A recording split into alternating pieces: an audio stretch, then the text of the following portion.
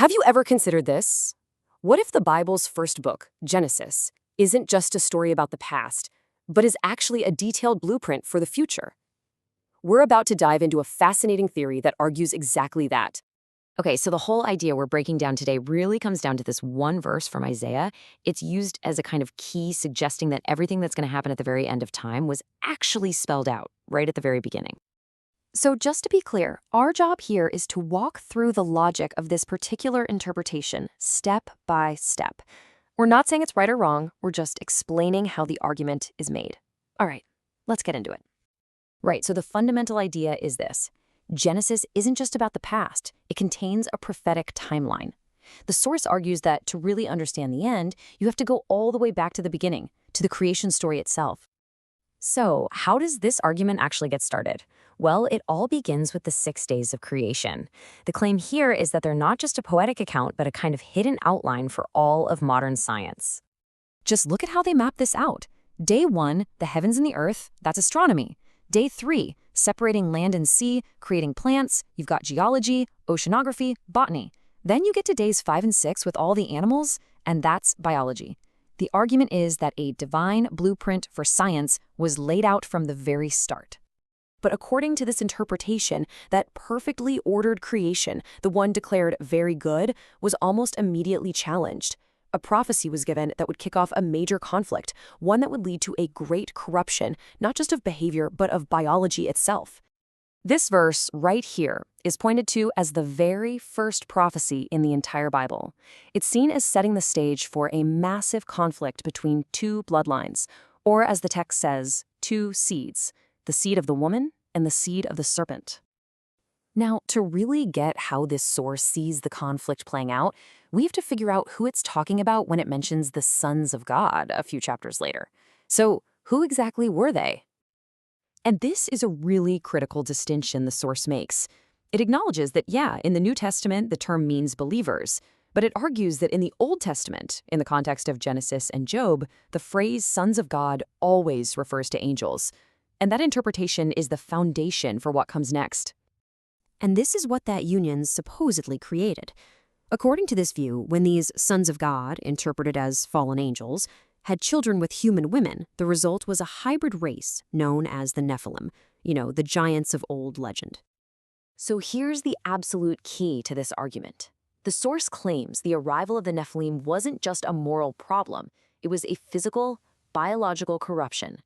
It was seen as a direct tainting of the human bloodline, an attack on God's original creation.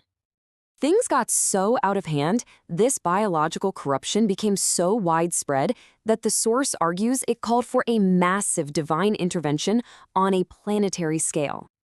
I mean, the text says the world was filled with wickedness and that all flesh had corrupted their way on the earth.